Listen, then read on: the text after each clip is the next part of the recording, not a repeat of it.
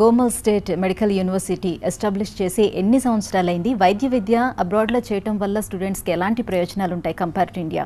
Gomel medical university మనకి Belarus అనే దేశంలో ఉందండి. బెలరూస్ అనేది మనకి ఈస్ట్ యూరోపియన్ కంట్రీ. 1990లో ఈ గోమెల్ మెడికల్ యూనివర్సిటీ ఎస్టాబ్లిష్ అయిందండి. చదవటం వల్ల లాభాలు ఏంటి అని అంటే, తెలుగు రాష్ట్రాల్లో దగ్గర 1,00,000 మంది పైన డాక్టర్స్ అవుదాం అనుకుని వాళ్ళు ఈ ఎగ్జామ్స్, మెడికల్ ఎంట్రన్స్ ఎగ్జామ్ అనేది రాస్తున్నారు. ఆల్ ఓవర్ ఇండియా మొత్తం చూస్తే 60,000 సీట్లు ఉన్నాయండి. అలానే స్టేట్ వైజ్ చూస్తే ఈ 1,00,000 మంది స్టూడెంట్స్కి సరిపోయే సీట్స్ లేవు మనకి.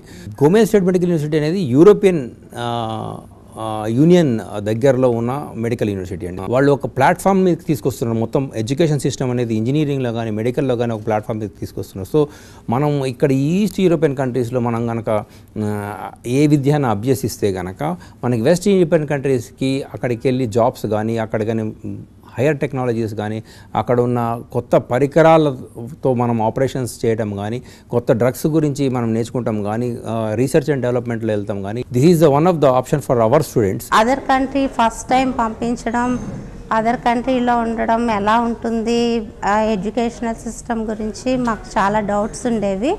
అవన్నీ కూడా ఇక్కడ medico abroad Rajaram sir parents meeting పెట్టడం, అక్కడ మాకున్న డౌట్స్ అన్నీ క్లారిఫై చేయడం, ఎంసీఐ అప్రూవల్ గురించి చెప్పడం అన్నీ జరిగింది. అవన్నీ మాకు నచ్చి, అదేవిధంగా ఇక్కడ ఎడ్యుకేషన్ పరంగా, యూనివర్సిటీ పరంగా సెమిస్టర్ ఫీజెస్ పేమెంట్ అది చాలా అవైలబుల్గా ఉండడం మిడిల్ క్లాస్ ఫ్యామిలీకి, అది కూడా మాకు నచ్చింది. ఆడపిల్లలు అయినప్పటికీ కూడా మా డ్రీమ్ ఫుల్ఫిల్ చేసుకోవడానికి ఇక్కడ మంచి అవకాశం ఇది.